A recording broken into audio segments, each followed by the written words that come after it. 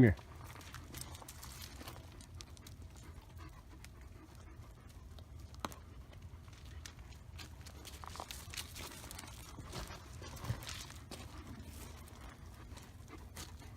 Wow.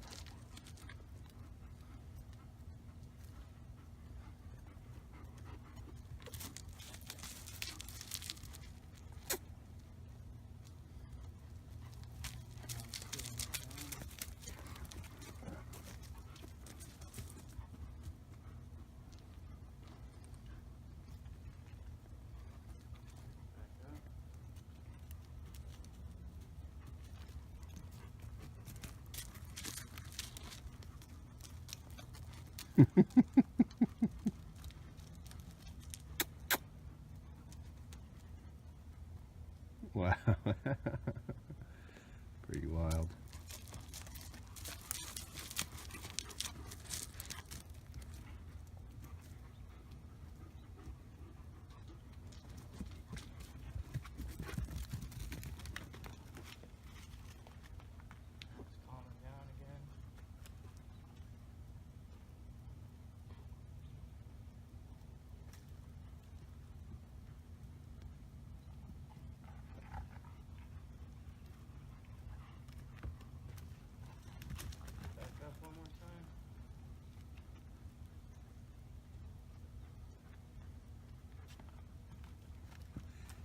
And there are no strings, just so you know. I'm watching it live.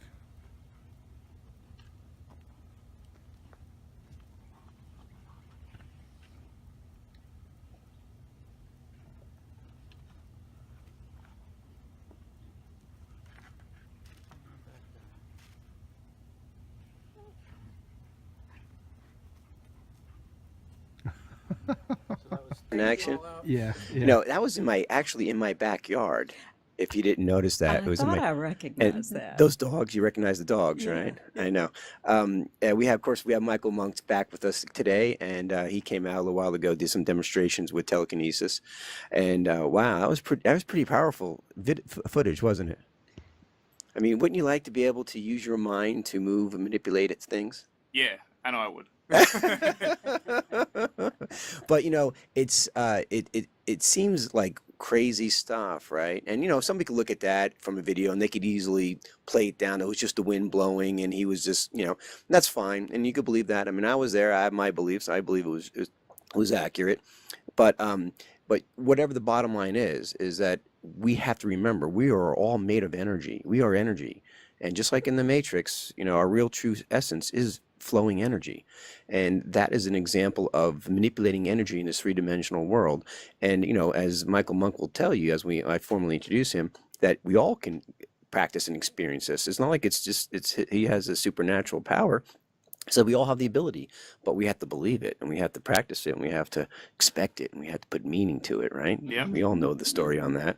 So, but today is going to be a great show, guys. Oh my God, we're going to be talking just a little bit about telekinesis since we showed that first piece there with Michael, but we're going to be getting into so much deeper issues. We're getting into astral projection. Lucid dreaming. That's like being in charge of your dream. Like you Yeah. know you're dreaming, and you could direct it where you want to go. Yeah. And the best part about this, we're going to hear about Michael's experiences, but we're also he's going to show us how we can do it too.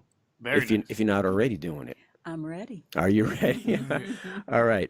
Right, Michael, I'm going to introduce you in a minute, but let me mention a couple things about our site. We got to pay the bills, as they say in the biz, right?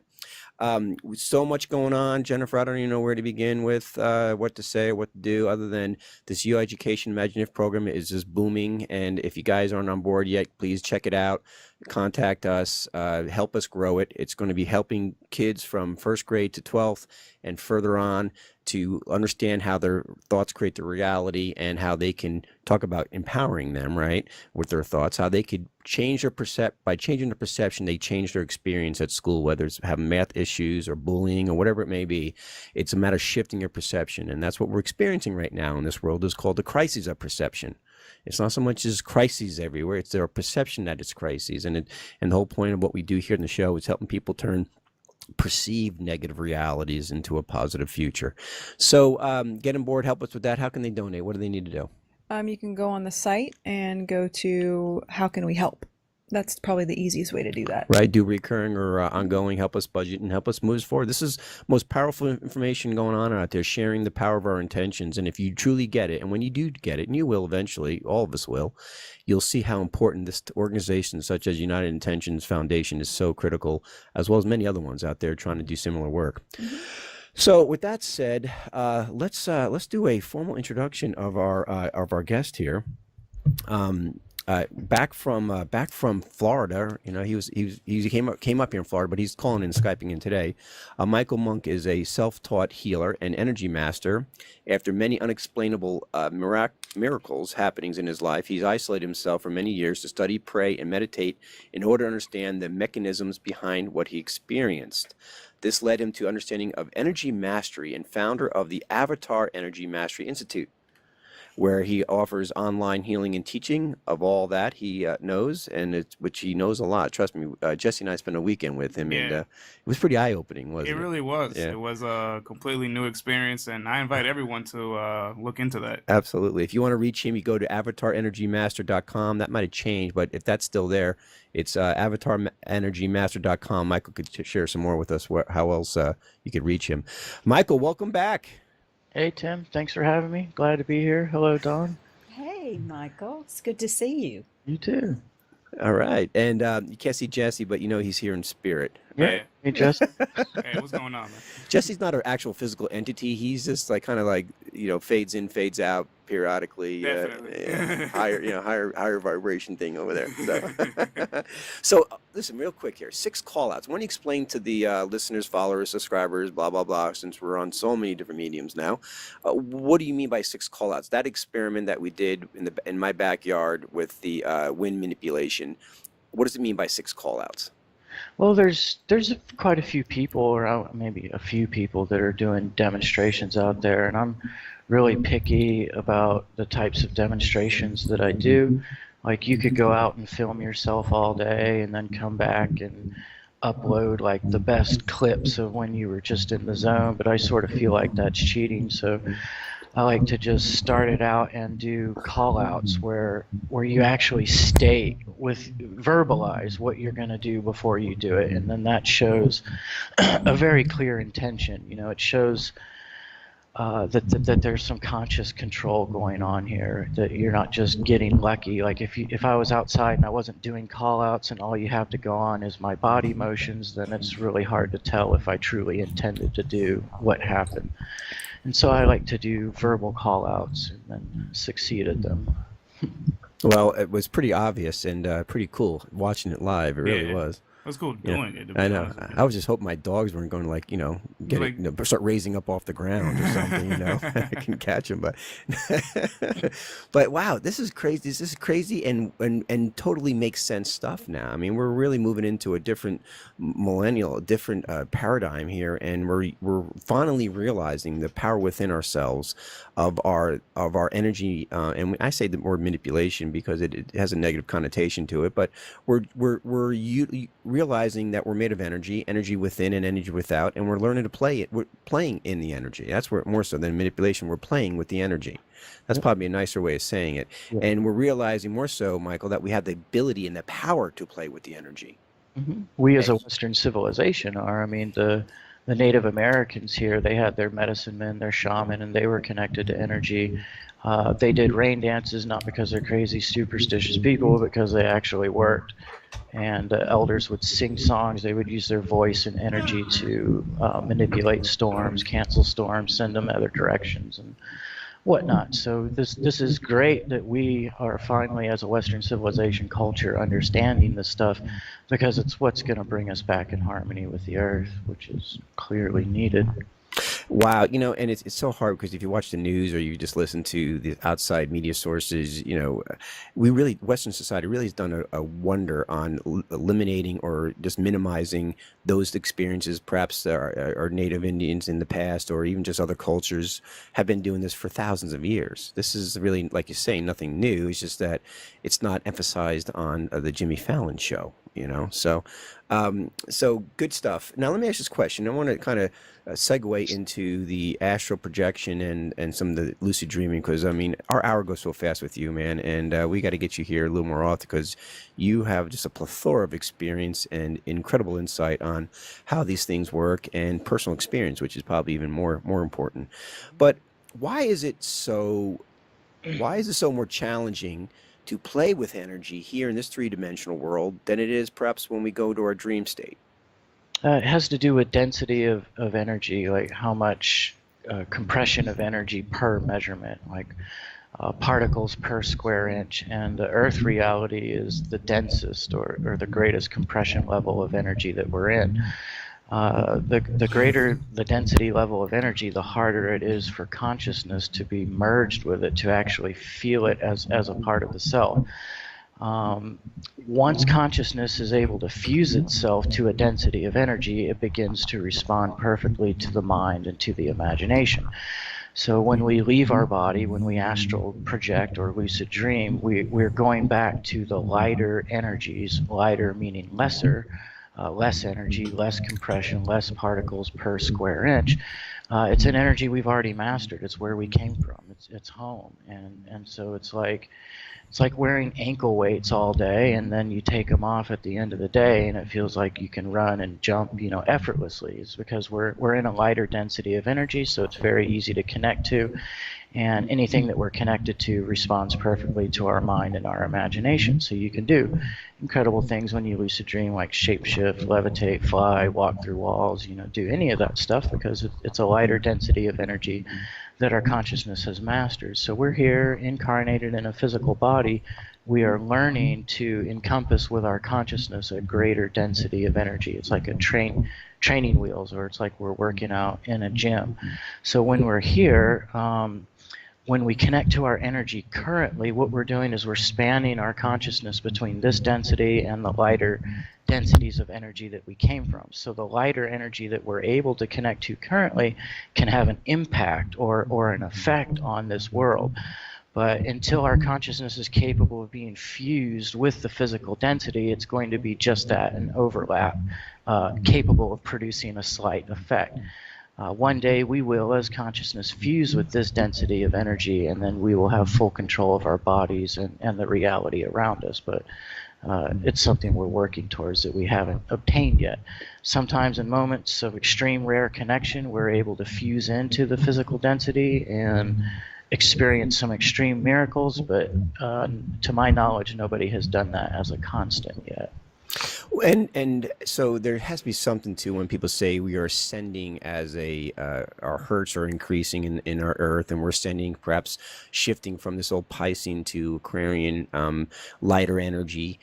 It would assume, and maybe I shouldn't assume, but I'll assume for your sake, and you can correct me if I'm wrong, that we would be able to, in this three-dimensional dense world, or less density world if we're moving that direction, be able to manipulate or play with energy easier.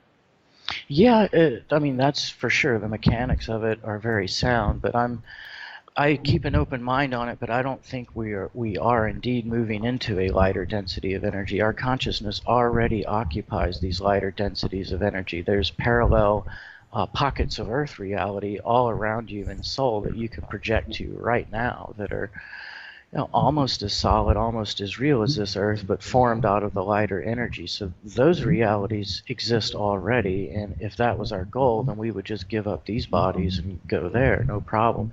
What I think is happening that's confusing people is our consciousness is beginning more and more to fuse into this density of energy, and so it becomes lighter to us by comparison. Light and dense is a perception, nothing more or less. It's not an absolute. It's consciousness perceiving the energy that decides if it's dense or if it's light. Really, the only difference between a light body and a physical body is if the consciousness has mastered that density of energy. For instance, when I travel out of body to parallel Earths, other worlds, all the time I end up in densities of energy that are lighter than this one. the beings there that inhabit that particular world, to them it's physical. To them it's a real solid world. If you cut them, they bleed. They have to work jobs, eat food, so on and so forth. They're in a complete mortal paradigm, just like us. But there I am in the same density of energy. To me, it's a light body. I can fly, shapeshift, levitate, walk through walls, manifest food. Basically do whatever I want. So light body is a perception, and I believe that we're heading into the capability of perceiving this world as being light. So you're like a ghost in this three-dimensional world. Like you'd show up in this three-dimensional world as a ghost because you could able to manipulate, play with that energy easier than we could. Whereas when you go to these other astral places, it's just everything's relative, isn't it? Yeah, well, it's like the movie Superman. Superman, when he's on Earth, he comes from a planet that has more gravity, more density, so Earth is very light compared to him, and so he has these superpowers. Right, and we have the superpower. See, everyone wants to be a superhero. You already have them inside. You just gotta. We already are. Okay, I want to get into. We have 45 minutes. I'm gonna spend a lot of time. We're doing some quick breaks today because we got to eat up every minute we have with you. All right, so I want to get into some of your actual experiences, your astral travel, and your lucid dreaming. But first, I think for our listeners, audience, and subscribers, we need to explain that maybe the difference, if there are subtle or distinct differences between lucid dreaming, astral projection, remote viewing, out-of-body experiences, at least those four. And that's a mouthful, but see if you could summarize that pretty quickly. Okay. Well, really, there's not much difference between a lucid dream and an astral projection, except that with an astral projection, you start out in your body and then you consciously maneuver yourself to end up projected out of it. With a lucid dream, well, you see, we're all doing this already. Every time we lay our body down to sleep, our consciousness leaves this and shifts to something else. But in a lucid dream, your consciousness has already shifted to another form, another body, another dimension, but you're unaware of the shift. And so you're sort of on autopilot, like the dream events are just happening independent of your control. But then there's a magic moment where you realize that you're lucid, and then you are out of your body. At that point, it's the same thing. The only major difference is that the typical energy that a lucid dream takes place in happens in the body that I call the spirit body, which is one body away from Earth. So it's very similar to the physical body. When you're in it, you can levitate and fly, but not very far, not very fast. You can have supernatural abilities, but not very much. Like maybe you could levitate a cup or a spoon. It's not that far beyond what we're capable of doing here. If you project one layer further from that, you end up in what I call the solar body or the angel body. I use both of those terms. And that's a faster, more vibrant vibration where you're far less limited. In that body, you can fly at supersonic speeds. You can break Earth's gravity, fly through outer space, visit other worlds. You can shapeshift. You can do all sorts of amazing things in that body. And when you astral project, you automatically end up in that body. Whereas when you lucid dream, you typically are going to wake up in the spirit body. Though you can project to the angel solar body from there once you understand how it all works.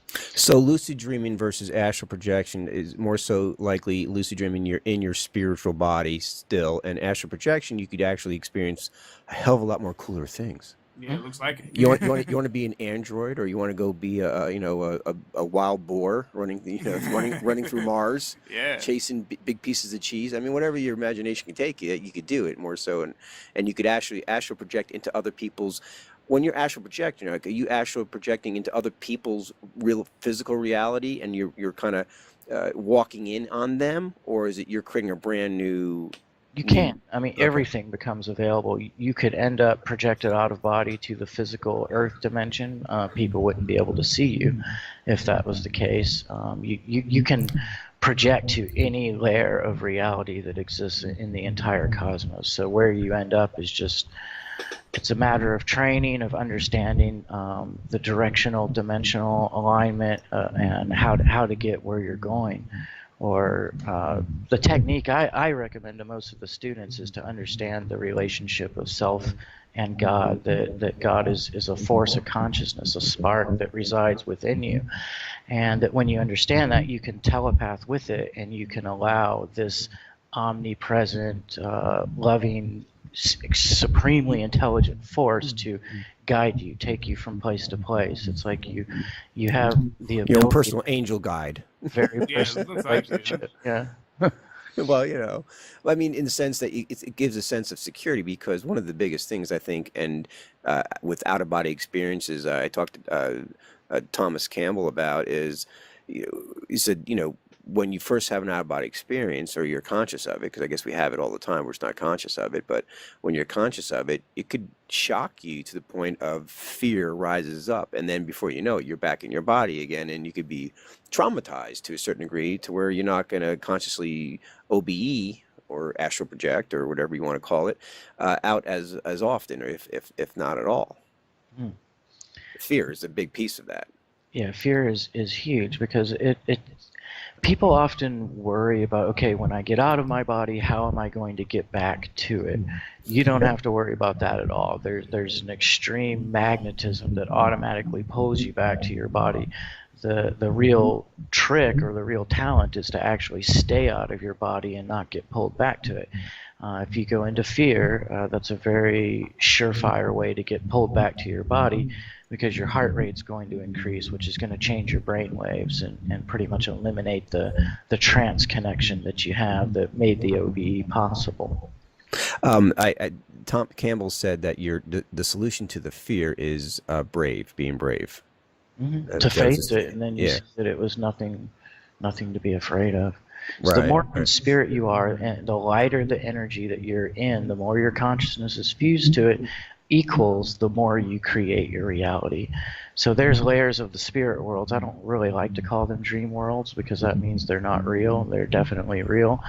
But there's lighter and lighter levels of it, and the lighter the layer, the more you have complete control over it. And there's levels where you are 100% the author of the story.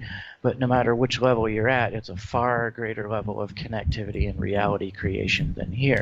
So choosing to be afraid of something is extremely unwise. Choosing to face your fears and to prove yourself that you have the power to overcome them is the wise step to take.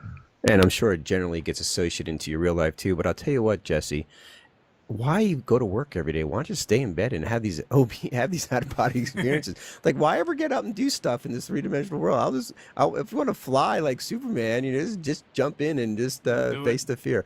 But but there's some truth in that to some degree, especially if you're having a negative reality experience here on this earth. Yeah. Boy, I'm checking out. Or just making it better. Yeah, you're making it better.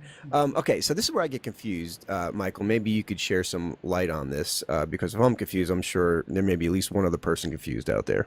Yeah. Okay, you're talking about this experience, and you say a spiritual experience more so than a dream experience.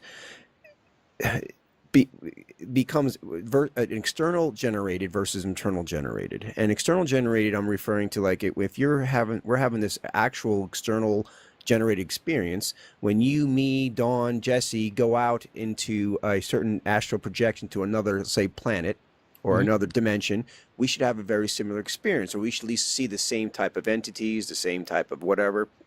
But if it's internally generated, then my experience will be completely different than your experiences. If I'm a Christian spiritual, so I'm going to see more of the Jesus aspect. If I'm a Buddhist, I'm going to see more. So one's seems like, is there truth in both, or I mean, is it really more one or the other? It seems almost mutually exclusive. Definite truth in both. It matters what realm or dimensional layer of energy that you're in. Some of them are more co-creative, and some of them are your own private experiences, where everything in the world is a thought form and an extension of your own psyche. So there's no definite there. Some worlds are more co-creative, just like this one, and some are more dreamlike, more completely up to you as to what you're going to experience.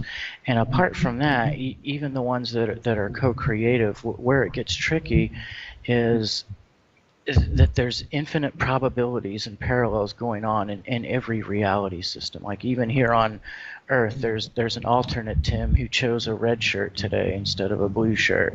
I mean, all around us are all of these parallel realities with slight variances.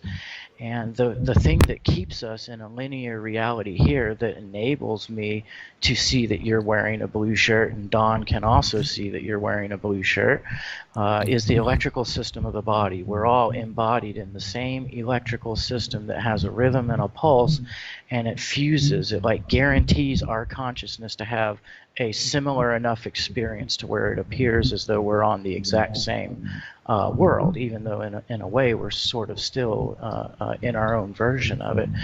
But what happens the moment that you project out of body, the moment you're no longer in your body, you're no longer governed by the electrical system of the body anymore. So you no longer have that divine mechanism that automatically allows you to perceive a continuity of the same reality.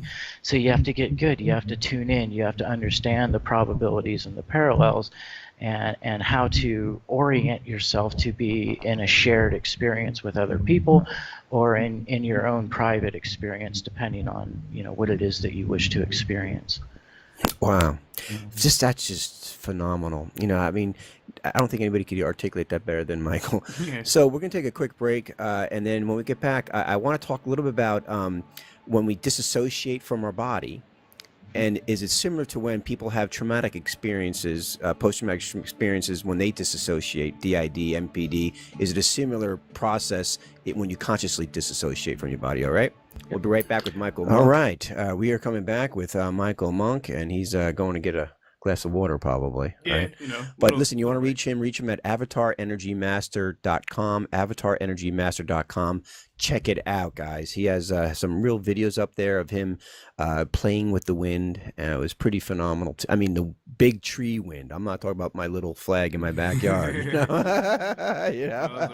real deal. These are real nature. Huh? Exactly. And it was just what a phenomenal experience it was, wasn't it, Jesse? I remember that night very, very well. Just that whole experience of, and I believe everyone had their own individual experience, but I know everyone, I think, kind of came out of there like renewed, or like, oh, this is a completely new experience. Yeah, you know what I mean? Yeah. And I know me personally, I thoroughly enjoyed it. I have to say, Michael, Jesse says you, and this is saying a lot, that you're his favorite guest. Yeah, so far you've been my favorite guest. I like that. Seriously, I like that. Jesse's not an easy cat to push over either, man. He's his own man. All right, so we're back with Michael Monk, and we were talking about, of course, astral projection, lucid dreaming, OBE. We may get remote viewing later on. That's probably just more conscious, deliberate process of that. But disassociating from your body, and it's not the same as disassociating from your soul, correct? You're just going into the soul energy.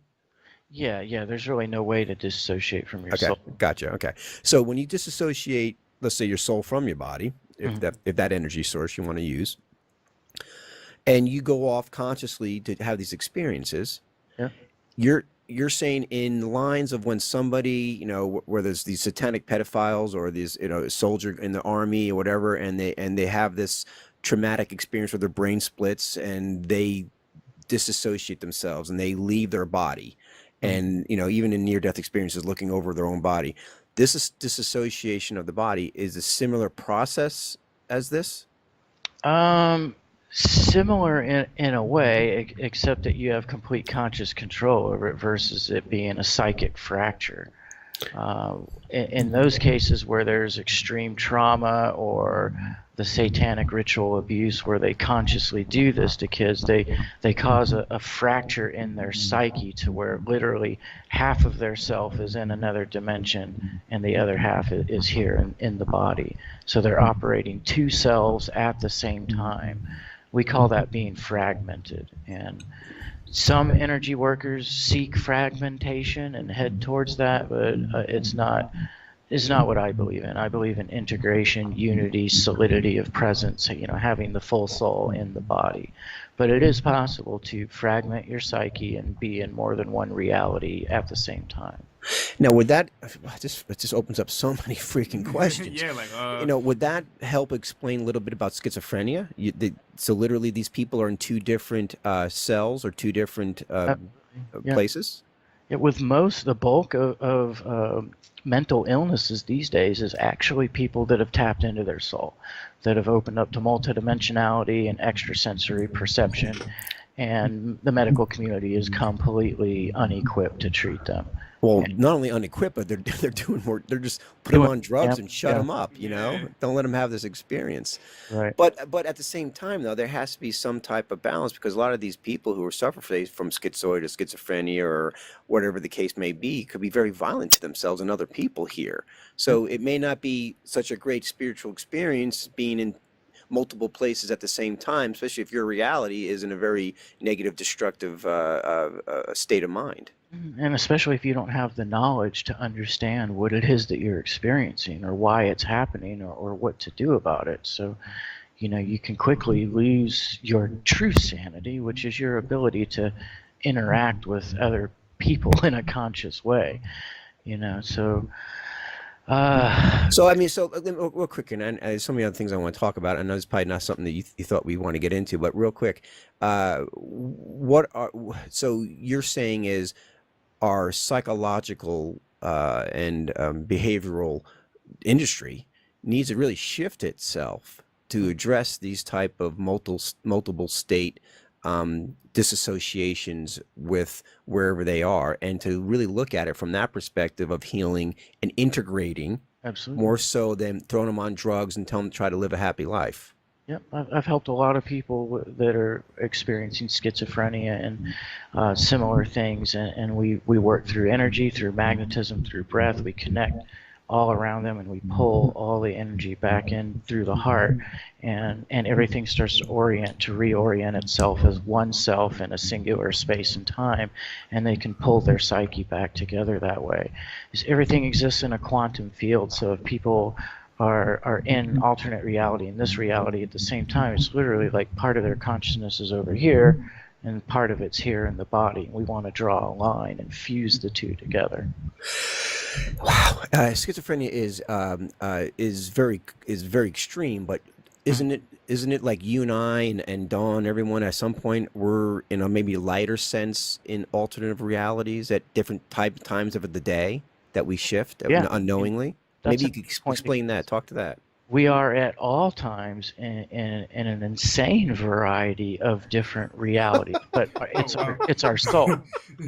Our energy, the sum totality of our being, is dispersed through all of these levels. However, our consciousness, our waking mind, is focused, anchored here, where it should be. So that's the difference. A person who's suffered a fracture or schizophrenic, things like that, their conscious mind is in more than one place at a time, which isn't necessarily a negative. I've known some people that operate like that on purpose, or even 3 or 4 different places at the same time, and somehow they can hold it together. And they just have different functions. There's people who are supposed to be in spirit and in the world at the same time. It's just everybody's different in that regard. Fascinating, just fascinating. Okay, so let's get into some of your astral experiences, and let's talk about some happy ones. Like, how often do you do this? How often do you leave? You disassociate from your body, and you go on these travels consciously. And what are some of the favorite spots you like to go to? I mean, is Maui one of them? Fiji. Fiji.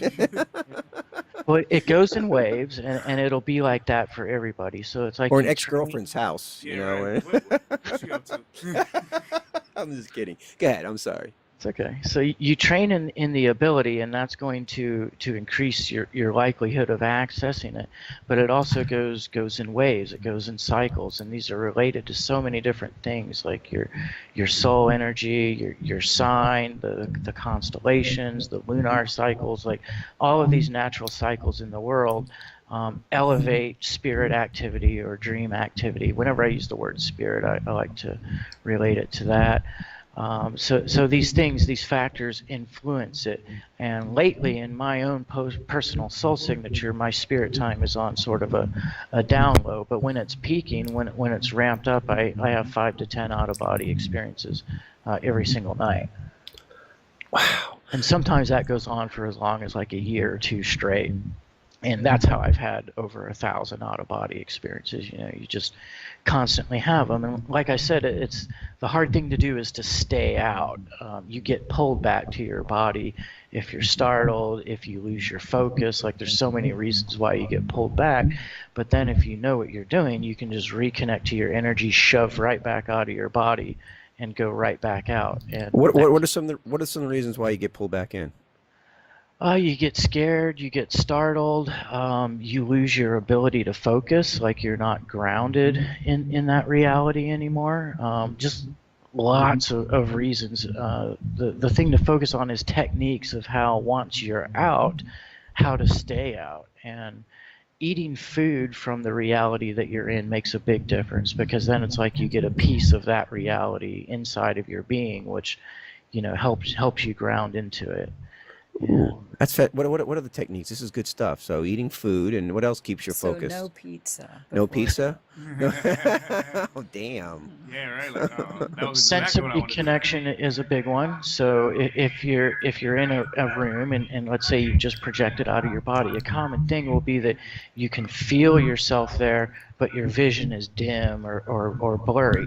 What you want to do then is you start smacking the walls or stomping your foot on the floor, anything that reinforces the solidity of that reality, and then you'll just see your vision just dials in, gets tight, and then you're nice and anchored there. And then you might be walking, talking, enjoying with your friends. Things start to fade again. Well, stomp the ground, smack a wall, or you know, touch your friend on the shoulder. Any type of sensory engagement helps reinforce the existence of that reality and helps to ground it back in. So are you able to distinguish between when you're you're in the dream state, the so-called dream state, and when you're just having an out-of-body experience and you're astral projecting wherever you want to go? I mean, how do the 5 senses distinguish between the two? It's mostly the vibration of the body type that I'm in. So the difference between the spirit body that I described and the angelic solar body. The angelic solar body, you feel every atom, every molecule, every particle in your body as being perfectly fused to your consciousness. So you're swimming with electromagnetic energy. Like you just feel like woohoo, like you feel like flying at supersonic speeds. Whereas the spirit body is just a little bit better of a feeling than the human body. And you're like, yeah, this is cool, but you know, if you're in the other one though, you're like, yes. So it's pretty easy to tell. Are there any parameters, like you can't go faster than the speed of light? Any other universal parameters in either a lucid dream or astral projection or even remote viewing that you can't do? Yeah, there's rules to every system of reality and every density of energy. I wouldn't claim that anybody's fully figured them out yet, though. Do you get like a download, or does somebody show up with the rule book? We'll sign here first before you enter this reality, and then any liability, we're not responsible for it. That doesn't happen. No? To update this program, click here and then click next when you're done. And I mean, we have to figure it out. I mean, what if you kind of, you know, one of those thick-headed guys who has to figure out the hard way? I mean, you know, what's the scoop, Jack? They meet somebody like me, because I had to piece it together the hard way, and I just had to have hundreds and hundreds and hundreds of these. And that's when I started to link together as to how it all works, how it all interrelates. Because you see, it's a very common thing. Somebody will have like 1 or 2 out-of-body experiences, have a profound experience, come back the next day, they're uploading a video to YouTube and teaching people, you know, all about what's going to happen 2 years from now in the future, not understanding the parallels, the probabilities. Like, so much goes into it as to what information that you're receiving, that you really have to have hundreds of these before you start to piece it together. And in the meantime, if you're able to find somebody like me and just trust or believe what I'm saying, then that can help you, you know, learn a lot faster. Wow, that's fantastic. And basically, you're a disassociated guide, you know, body disassociation guide, or, you know, astral projection guide. So let me ask you a question. So could you, like, if we, like, say us three here said, hey, now listen, Michael, let's hook up tonight at 11 p.m., on Mars somewhere. Could we actually do that? And could you guide us around the universe and universes and the different dimensions and the parallel universes? And we could actually make an intention and do that? Yes, we could, and it would automatically happen. But the trick is your ego, is your brain going to remember it the next day? And that's where it gets tricky. And yes, it is possible. And something very similar to that is actually quite common. So if you obtain a lucid dream or an out-of-body projection, and we've done energy together, which we have, which means my consciousness has blended with your consciousness. So a part of me is inside of you. So this is that's kind of creepy. That, you know? Yeah, right. Get out of there. But Michael, I welcome you anytime, brother, man. You're my brother from another it's mother. true for all of us. We all have God within us, and God is the sum totality of everybody. So we're all connected in that way. Right. But you can meet versions of each other in the spirit world and learn from everything that they know. But this me, I might not remember it with my brain, even though you were there, interacting with me.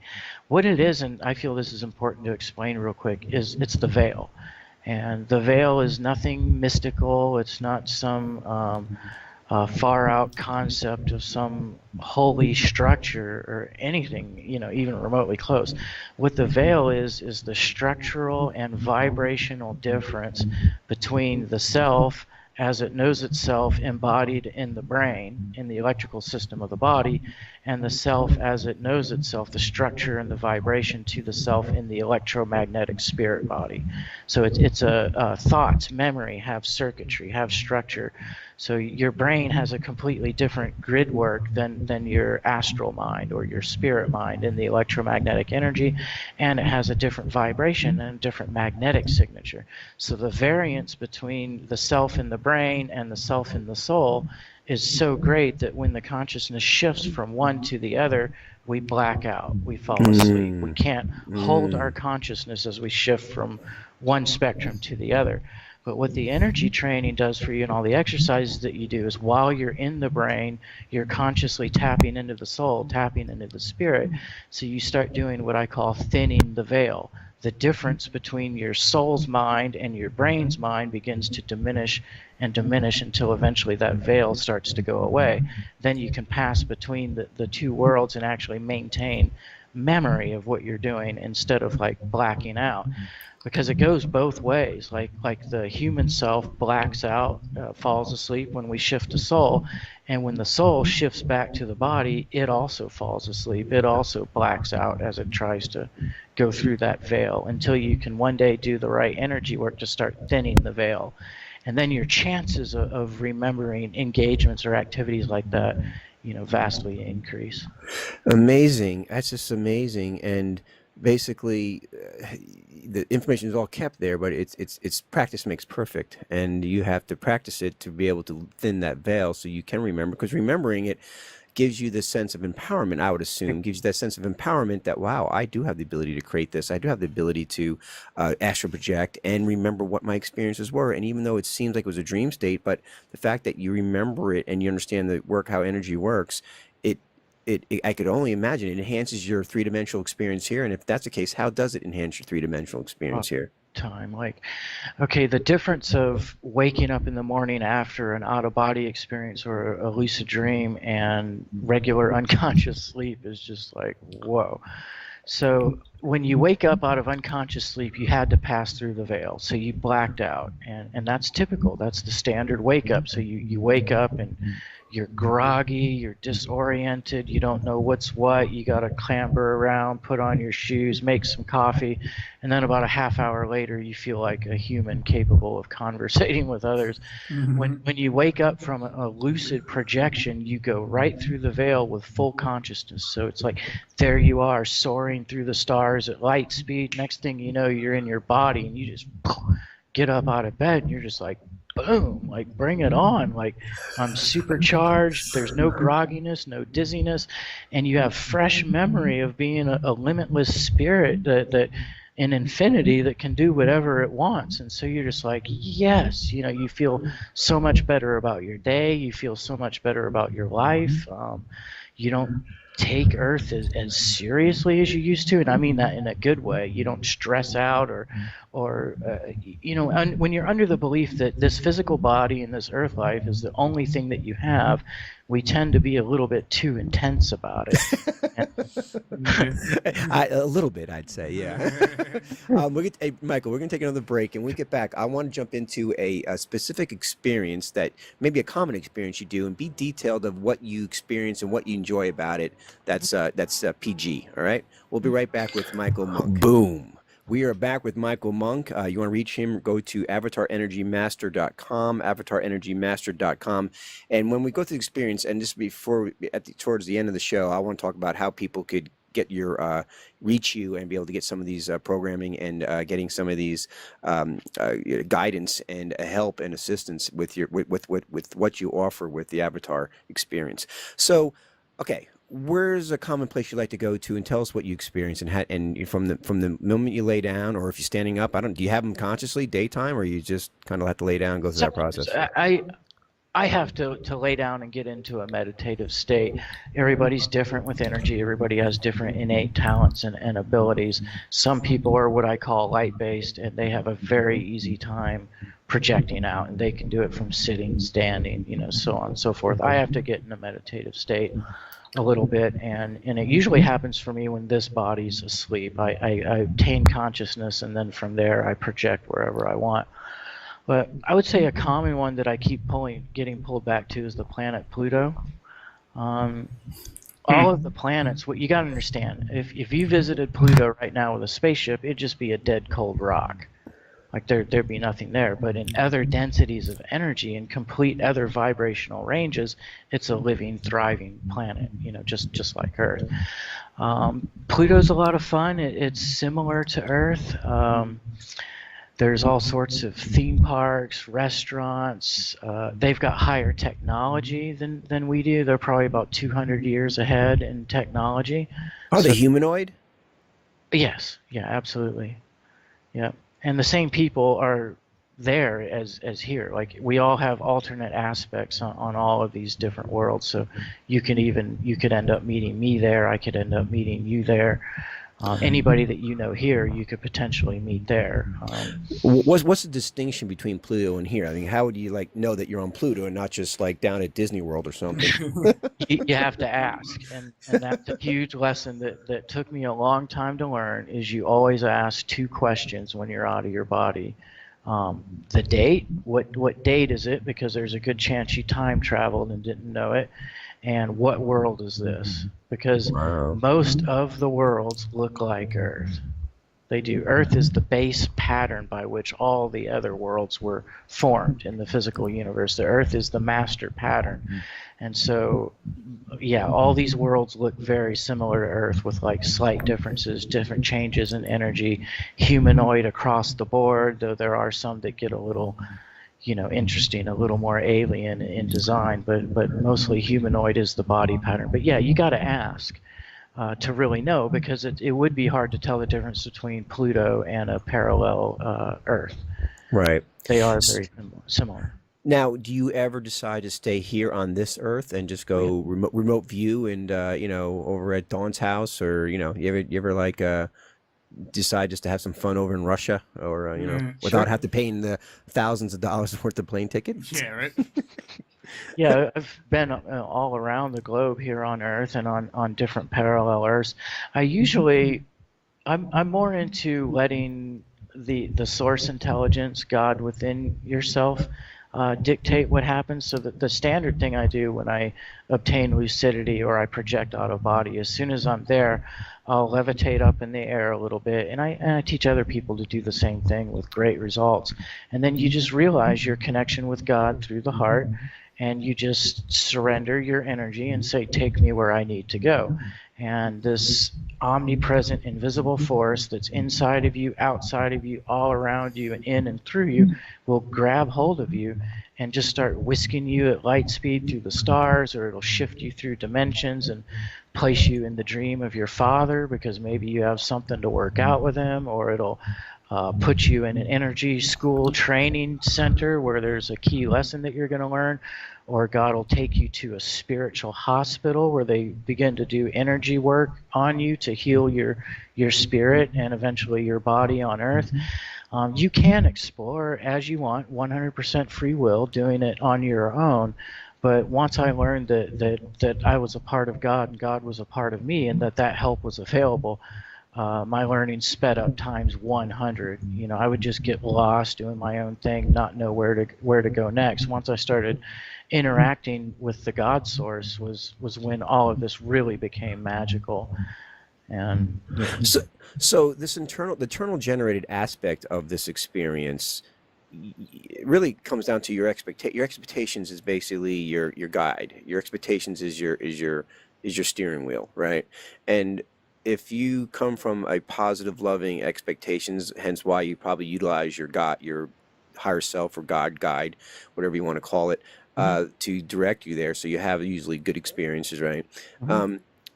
That internal generated intention to have a positive, loving experience is critical, is it not? Otherwise, if you go down that fear road, but when does the external generated piece, say, I know we're not got a lot of time to get into it today, but in fact, we probably need to do another show just on negative entities, external negative entities affecting you, affecting your experience out there. You want to go to Disney World on Pluto, and all of a sudden you have this fish head, is beating you over the head. And you're in Saturn. And then you're in Saturn, Saturn, right?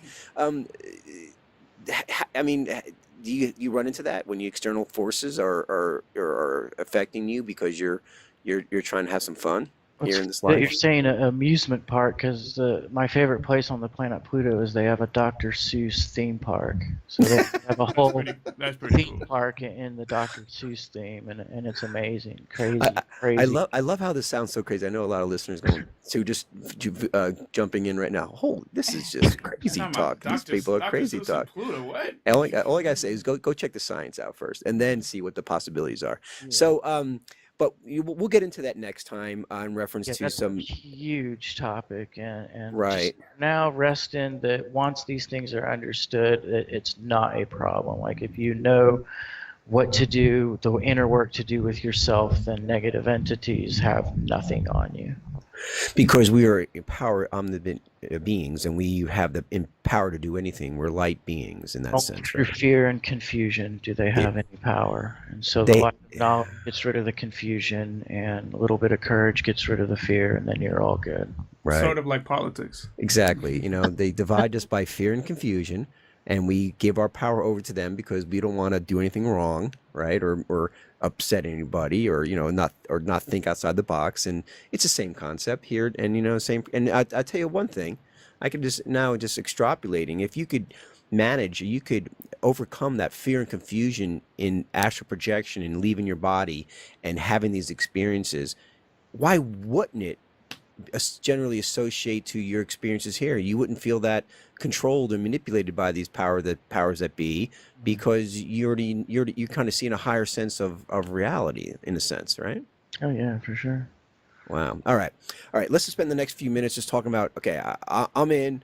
I want to find out how I can start doing this on a regular basis. What do I do with you, and what do you offer? What do you offer for people to learn about this, and how do you go about it? The entire course that I offer, which has a 7-day free trial, by the way, as long as you cancel your membership before the end of the 7 days, you won't be charged. Though once you're in, I doubt you'll want to do that. But the entire course is geared towards that, because you're working on thinning the veil, which is the difference between your electromagnetic spirit mind and your brain. So every single exercise I teach, whether you're developing the nerve fibers, learning to project your mental consciousness, or learning ESP, or any of it, it all starts to thin the veil, which will vastly increase your chances of becoming conscious when you're already out of your body, or AKA lucid, having a lucid dream. So all of that, the entire course leads towards that, but there's a specific lesson section, lesson 3, where you work on mastering the theta brainwave state. and you learn some key techniques, diet techniques, and cheats, herbs, substances that you can use to enhance your dream time connection. It has to do with being able to lower your brain waves sufficiently to be able to perceive other frequencies besides just the physical reality, which is spoon-fed to you through the five senses.